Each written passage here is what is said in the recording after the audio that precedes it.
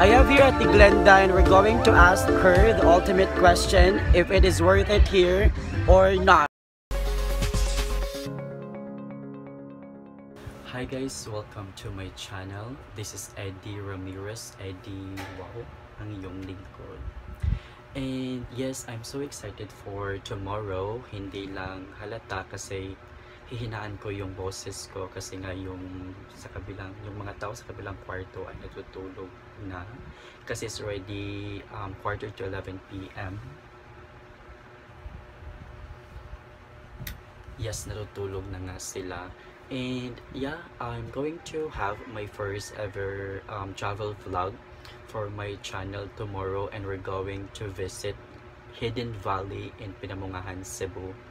I know that some of you already visited the place, and to those people who are watching right now, you better watch until the end because I'm going to share to you detail by detail of my experience. So yun nga, super excited ko. I really searched the place, how to get there, what are their activities that they've offered their guests, and of course one important thing would be the reviews of those people who already visited the place. And yeah, you know what, there are some bad or not so good comments that I've read about their experience with the staff, their rooms. Let's find out tomorrow. But before that, I guess kailangan ko munang matulog kasi it's already 11 p.m. and maaga yung call time namin.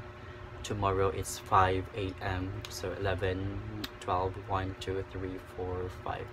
6 hours sleep. So good night. Kakayanin for you. Hey guys, good morning. Tumunog na yung alarm natin. It's already 4 a.m. Seriously, ang sarap talaga matulog. But I need to get off my ass out of my bed kasi may pupuntahan pa tayo, right?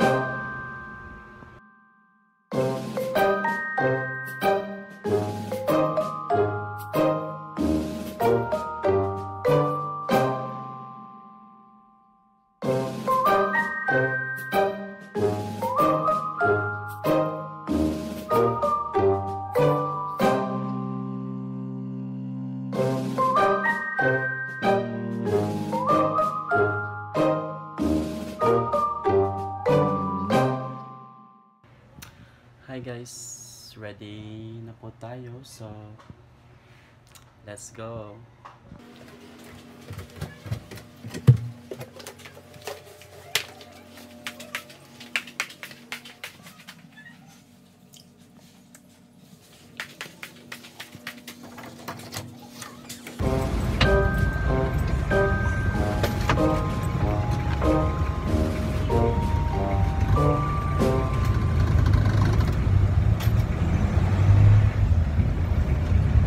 Nanaw diri sa mga waiting place. Meet kayo no, kasi po cellphone ko diri.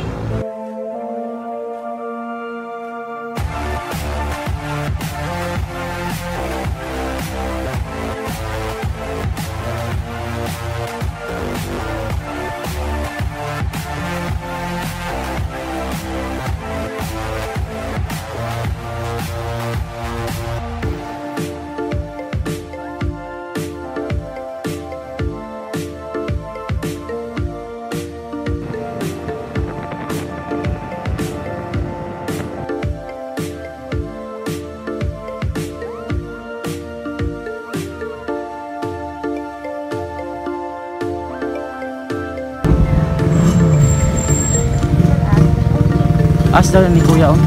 Lagi pero mo tanan. Asa si Hidden Valley dere? Na.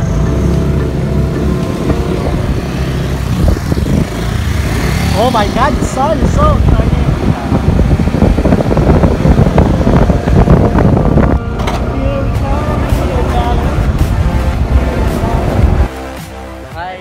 pag-abot na mo diri sa Hidden Valley, di na ako magtagalog no kay maglisod ko. O pa siya na open, mag-open siya. What time, Joe? 8 p.m. siya mag-open. I mean 8 a.m. Oh my God, Eddie!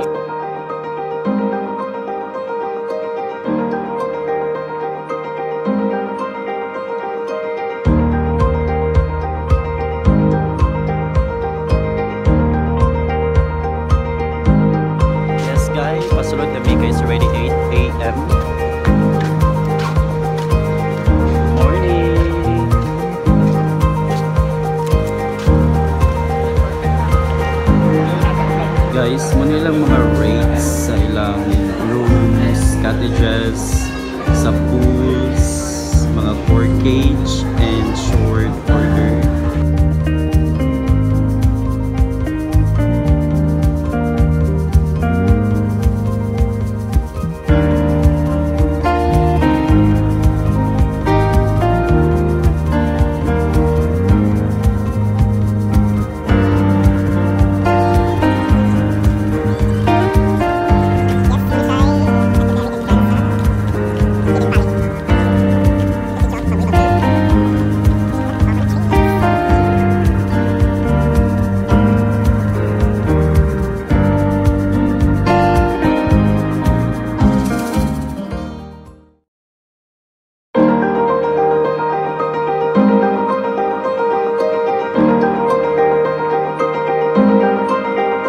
I guess mas nakapag-limit yung pinakay tayo for Christy Cardinal.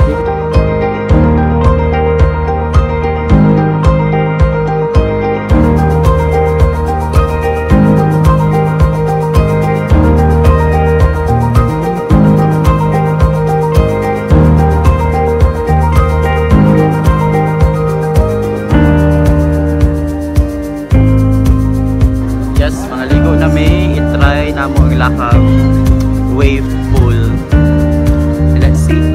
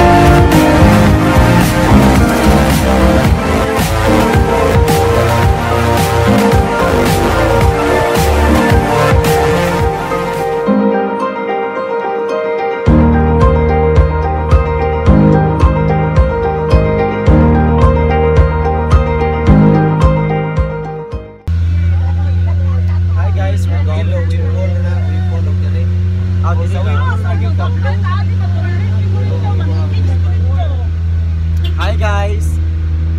Na-video ko.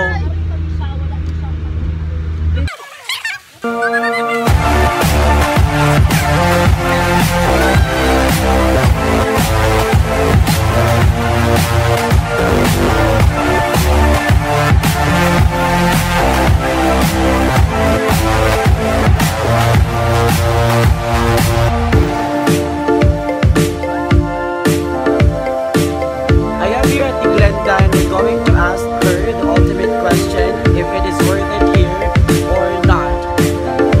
Yes, of course. So yes, I have here Alex Nakwa. So yes, Alex, is it worth it or not? Yes, worth it, definitely. Hi, Mami Celeste. Is it worth it here or not? Super, it's really worth it. We have here June Mark. So yes, June Mark, is it worth it or not? Oh yeah, worth it.